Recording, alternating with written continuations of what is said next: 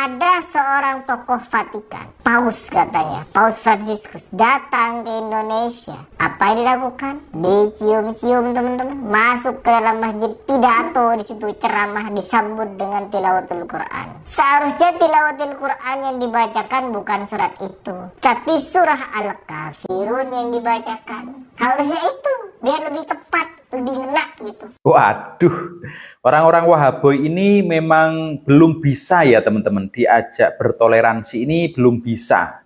Mereka belum sadar kalau di Indonesia ini bukan negara Islam.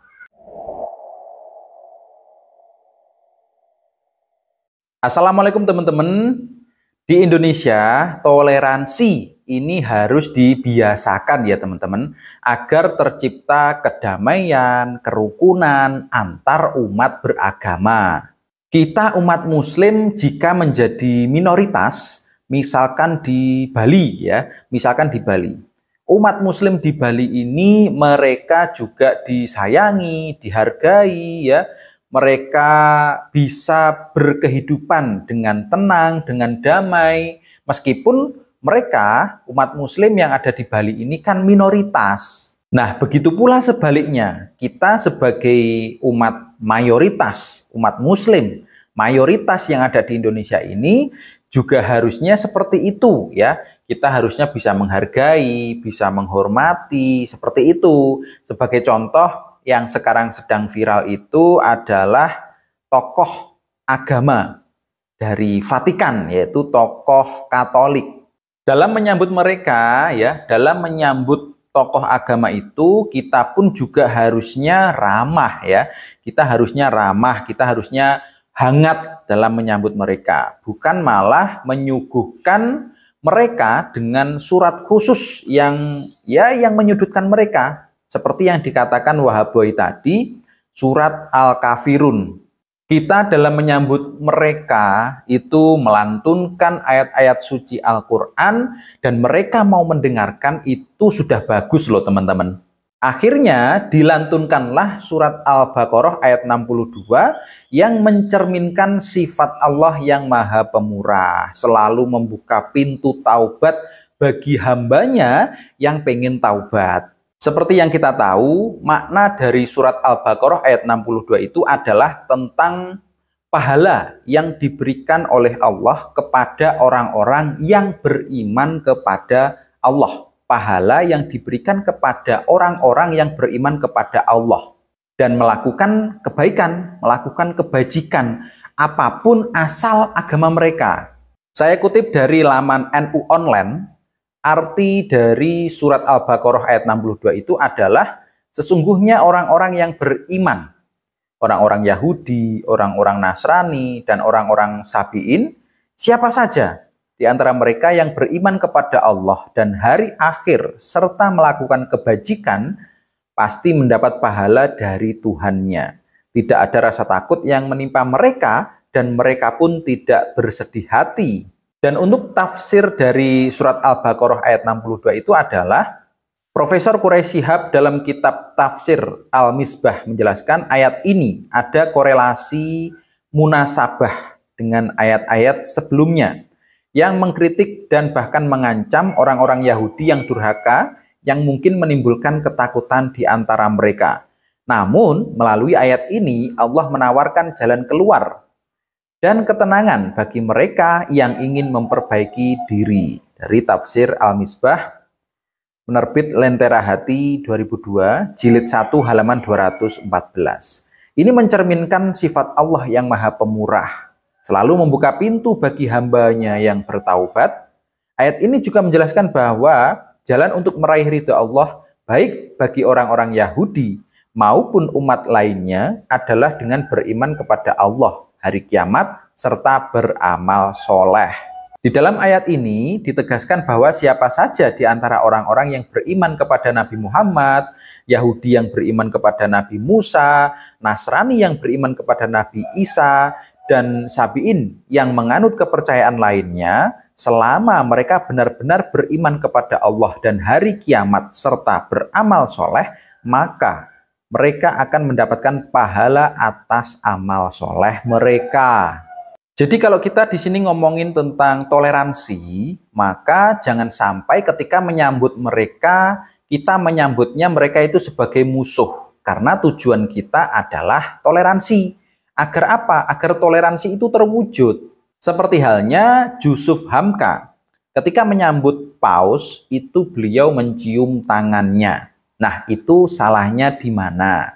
Bukankah Pak Yusuf Hamka ini menjadi bukti bahwa ketika seorang non-muslim mu'alaf ya menjadi orang Islam, itu menjadi bukti bahwa beliaunya menjadi orang yang lebih baik.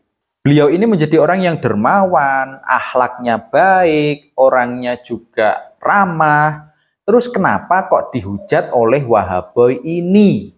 Orang yang mengambil namanya Buya Hamka, ya sebutlah Yusuf Hamka. Yusuf Hamka ini datang ya ke katedral atau kemana itu. Dia salaman dengan paus, lalu dia cium tangan. Itu suatu penghinaan, Bapak. Anda membawa marwah Islam di situ. Anda membawa marwah dari Buya Hamka pula. Tapi melakukan tindakan seperti itu. Saya sebagai pengagum Buya Hamka sedih, Bapak. Harusnya Bapak itu belajar tauhid dulu. Oke, kita koreksi ya. Yang pertama itu adalah Yusuf Hamka tidak mengambil nama Buya Hamka. Orang yang mengambil namanya Buya Hamka, ya sebutlah Yusuf Hamka. Justru Yusuf Hamka ini diberi nama oleh Buya Hamka ketika Pak Yusuf Hamka ini masuk Islam. Nanti Kamis datang, aku mau buat syukuran. Syukuran apa Buya? Udah datang aja.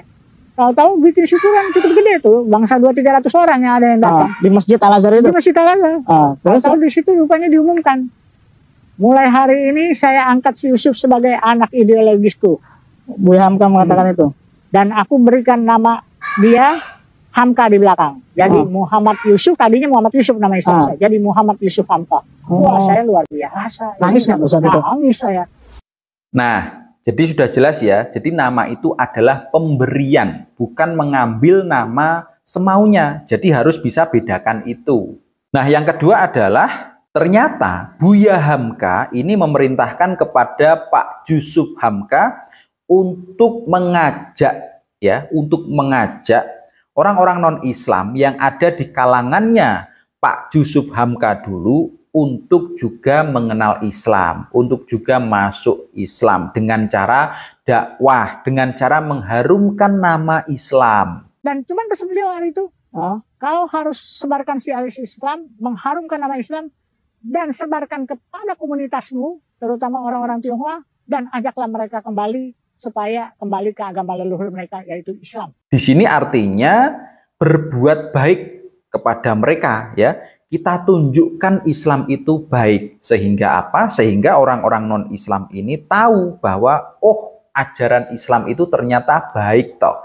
Ajaran Islam itu ternyata orang-orangnya menjadi lebih baik toh. Jadi tidak salah kalau Yusuf Hamka berperilaku seperti itu kepada Paus Fransiskus.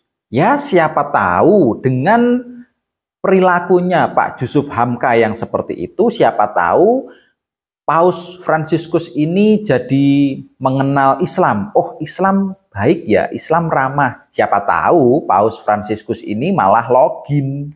Kita nggak akan tahu, teman-teman. Tiba-tiba besok ada berita mengatakan bahwa ada seorang paus dari Vatikan ini login, mu'alaf. Karena melihat kebaikan dari seorang mu'alaf dari Indonesia, yaitu Pak Yusuf Hamka. Orangnya dermawan, orangnya santun, dan bla bla bla. Ya, siapa tahu. Allah itu memberikan hidayah kepada umat manusia. Ini kita tidak ada yang tahu. Tidak ada yang tahu. Seperti halnya Pak Yusuf Hamka dulu, ketika beliau pengen masuk Islam, kita juga tidak tahu hidayah dari Allah itu bentuknya seperti apa. Jadi mari teman-teman, mari kita tunjukkan saja yang baik-baik kepada orang-orang non-Islam. Kita tunjukkan akhlaknya Rasulullah itu ketika menyambut orang-orang di luar Islam. Kita tunjukkan saja yang seperti itu. Jangan malah mempermasalahkan sesuatu yang sebenarnya tidak melanggar syariat Islam. Apalagi ini konteksnya adalah toleransi. Toh di sini kita sering melihat orang-orang non-Muslim yang mu'alaf, itu karena mereka sering mendengarkan dakwah-dakwah kita yang sejuk, bukan karena perang. Bukankah sudah dicontohkan oleh Gus Ikdam?